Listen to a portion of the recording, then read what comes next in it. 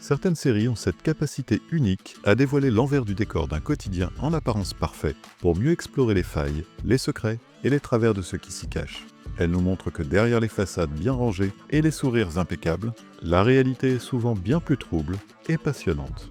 Des séries comme Big Little Lies, qui, sous ses airs de drame bourgeois en bord de mer, dissèquent les violences conjugales, les mensonges collectifs et les tensions sociales.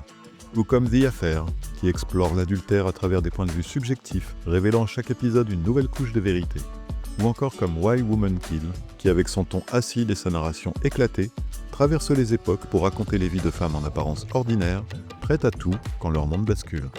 Aujourd'hui, on va parler d'une série qui, elle aussi, gratte le vernis d'un quotidien trop lisse pour être honnête. Une série qui mêle humour noir, mystère et drame domestique, avec un sens du rythme et de la narration redoutable. Et qui surtout nous rappelle qu'en banlieue chic, les pires tempêtes se jouent souvent derrière les rideaux tirés. Aujourd'hui, on va parler de Desperate Housewives. Bonjour à tous, je suis Yann et vous êtes sur Verdict en série.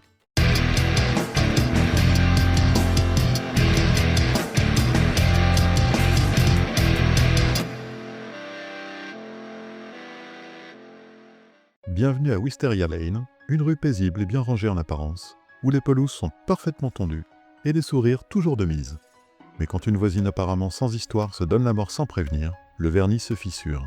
Ses amies, elles aussi femmes au foyer en apparence irréprochable, vont peu à peu révéler leurs secrets, leurs failles et leurs zones d'ombre.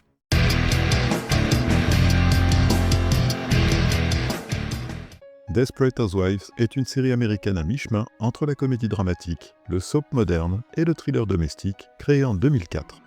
Elle se compose de 8 saisons pour un total de 180 épisodes, avec un format d'environ 42 minutes par épisode. Son créateur, Mark Cherry, est un scénariste et producteur qui avait auparavant travaillé sur plusieurs sitcoms, dont la série The Golden Girls dans les années 90. L'idée de Desperate Housewives lui est venue après avoir discuté avec sa mère des frustrations et des secrets de la vie domestique. Il a voulu mélanger le ton léger des comédies avec la tension narrative du polar, en y injectant une bonne dose de satire sociale. Côté casting, on retrouve notamment Terry Hatcher, révélée au grand public dans Lois et Clark, Felicity Huffman, actrice de théâtre et de télévision reconnue, déjà vue dans Sports Night, Marcia Cross, ancienne de Melrose Place, et Eva Longoria, pour qui la série fut un véritable tremplin. Ces 4 actrices forment le noyau central du show, entouré d'un casting secondaire solide et évolutif.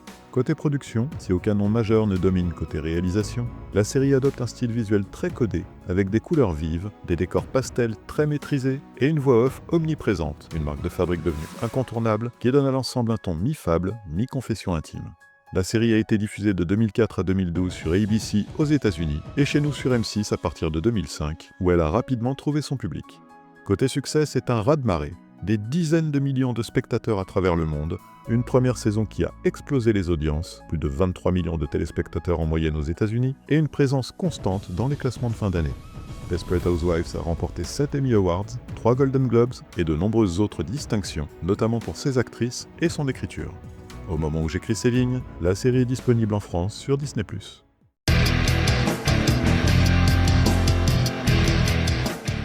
C'est ma femme qui m'a convaincu de découvrir Desperate Housewives avec elle.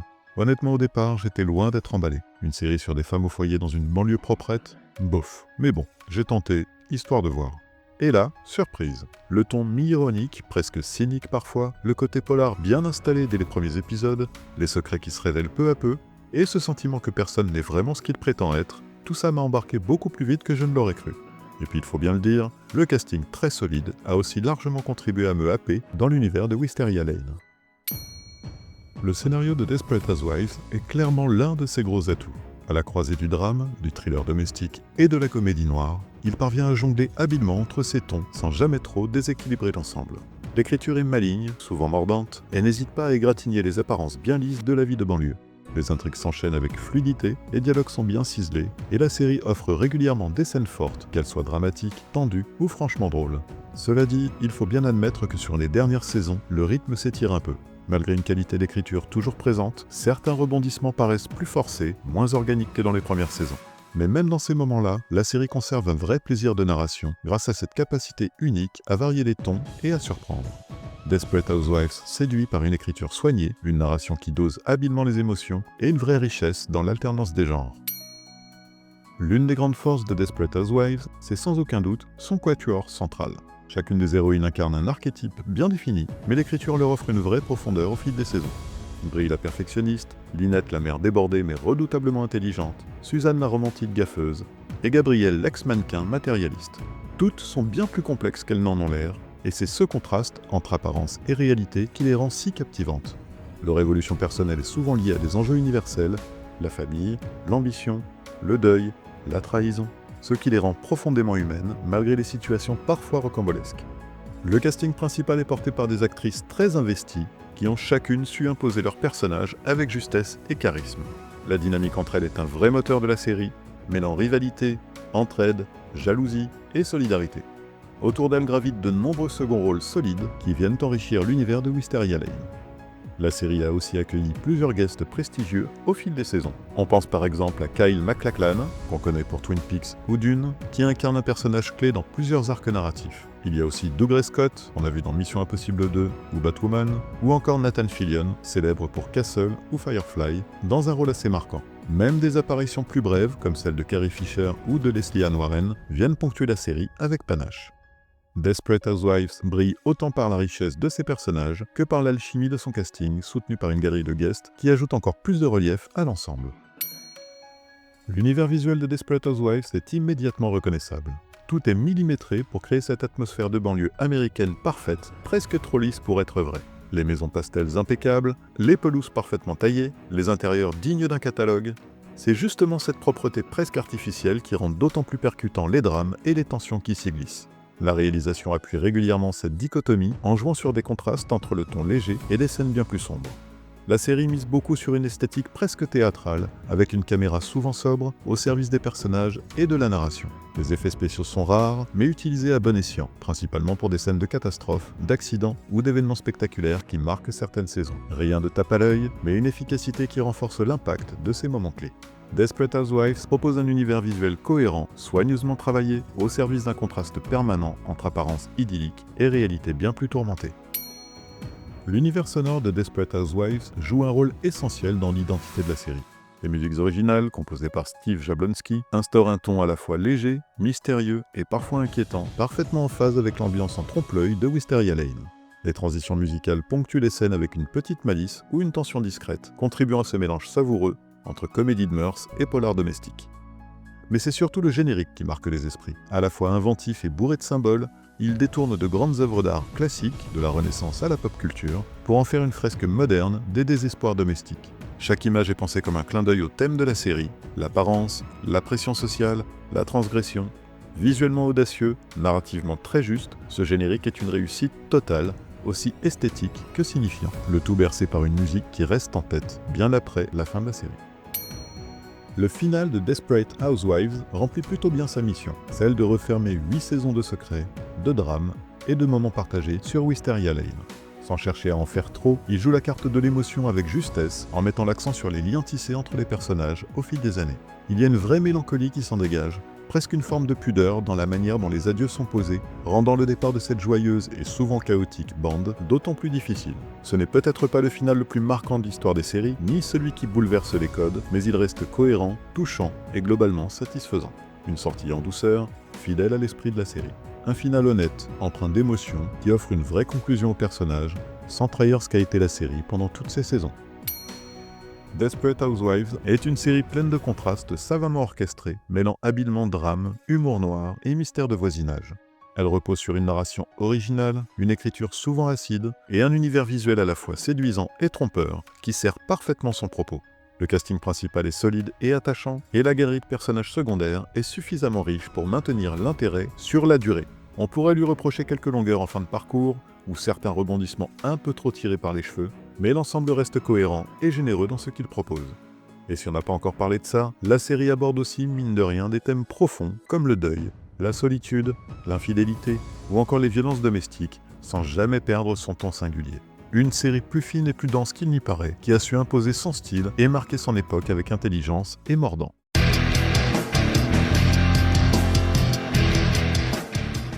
Desperate Housewives s'inscrit clairement dans la lignée des grands feuilletons télévisés centrés sur les dynamiques familiales et les secrets domestiques. Parmi ses influences ascendantes, on pourrait citer Knots Landing ou Melrose Place, qui exploraient déjà les tensions, les trahisons et les drames du quotidien dans un cadre résidentiel. Mais Desperate Housewives va bien plus loin en injectant une dose assumée de satire sociale et d'humour noir, quelque part entre Ally McBeal pour l'excentricité narrative et Twin Peaks pour le goût du mystère suburbain. Côté influence descendante, la série a ouvert une brèche. Sans elle, il est difficile d'imaginer des œuvres comme Big Little Lies ou Why Women Kill, qui reprennent cette idée de femme en apparence ordinaire, confrontée à des situations extraordinaires, dans un écrin de luxe et de tensions enfouies. On retrouve aussi son héritage dans certaines intrigues de Devious Maids, produites par Mark Cherry lui-même, ou dans les constructions narratives de séries comme The Morning Show, où les apparences se fissurent au rythme des révélations. Desperate Housewives n'a pas seulement marqué son époque, elle a puisé dans le passé pour construire un style hybride et audacieux, et elle a influencé toute une génération de fiction centrée sur les complexités du féminin dans un monde codifié et souvent hypocrite.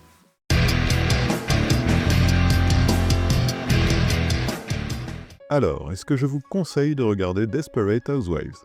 C'est une série à la fois divertissante, mordante et bien plus profonde qu'elle n'en a l'air. Elle mêle avec une belle maîtrise l'humour noir, le drame intime et le mystère, tout en brossant un portrait acide, parfois touchant, de la vie en banlieue. J'ai été surpris par la richesse de l'écriture, le ton singulier et la capacité qu'a la série de varier les genres sans jamais perdre son identité. Oui, certaines saisons traînent un peu, et quelques rebondissements sont discutables, mais dans l'ensemble, c'est un vrai plaisir à suivre, porté par un casting solide et une ambiance unique. Ma note, 7 sur 10. Donc oui, ce n'est pas juste une série de plus sur des femmes au foyer, c'est une chronique sociale en talons aiguilles, drôle, piquante et souvent plus sombre qu'on ne le croit. Si vous aimez les histoires où les apparences sont toujours trompeuses, foncez sur Wisteria Lane. Merci infiniment d'avoir suivi ce nouvel épisode sur Desperate Housewives. Si vous avez vu la série, n'hésitez pas à me dire ce que vous en avez pensé en commentaire, sans spoiler comme toujours. Pour aller plus loin, je vous invite aussi à jeter un œil sur la vidéo de Corn Pop, qui a dédié un épisode super intéressant à tous les secrets de tournage de la série. Entre tensions sur le plateau, anecdotes croustillantes et coulisses de production, il passe tout en revue avec précision et humour. Allez voir ça, vous m'en direz des nouvelles. Pour soutenir mon travail, vous pouvez lâcher un petit like, vous abonner à la chaîne si ce n'est pas déjà fait, et aller faire un tour sur mes autres épisodes si vous cherchez une série à découvrir ou à redécouvrir. Prenez soin de vous, et surtout, regardez des séries. Et comme d'hab, je vous laisse avec la bande-annonce de Desperate Housewives, histoire de prolonger le plaisir et de vous replonger dans l'ambiance très spéciale de Wisteria Lane.